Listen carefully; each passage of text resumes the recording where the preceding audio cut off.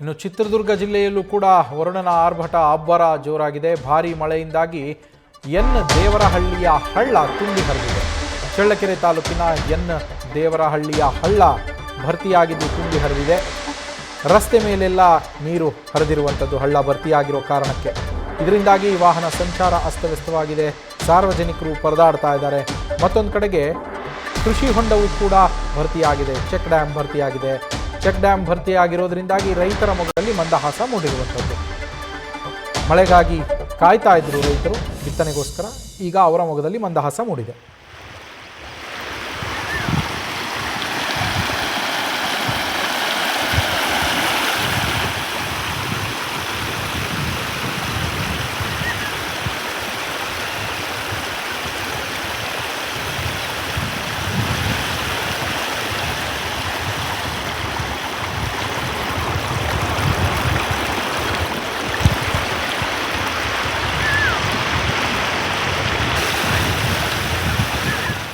ಬೆಳಗಾವಿ, ಚಿತ್ರದುರ್ಗ ಸೇರಿದಂತೆ ರಾಜ್ಯದ ಬೇರೆ ಬೇರೆ ಭಾಗಗಳಲ್ಲಿ ಕರಾವಳಿ ಪ್ರದೇಶಗಳಲ್ಲೂ ಕೂಡ ಮಳೆ ಆಗ್ತಾ ಇದೆ.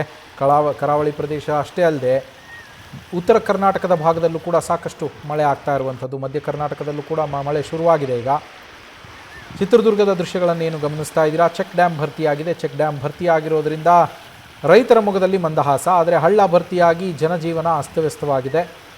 ಜನರು ಒಂದಷ್ಟು ತೊಂದರೆಯನ್ನು ಅನುಭವಿಸ್ತಾ ಇದ್ದಾರೆ. ವಾಹನ ಸವಾರರಿಗೆ ವಾಹನ ಸಂಚಾರಕ್ಕೂ ಕೂಡ ಕಷ್ಟಗಳು ಉಂಟಾಗ್ತಾ ಇರುವಂಥದ್ದು.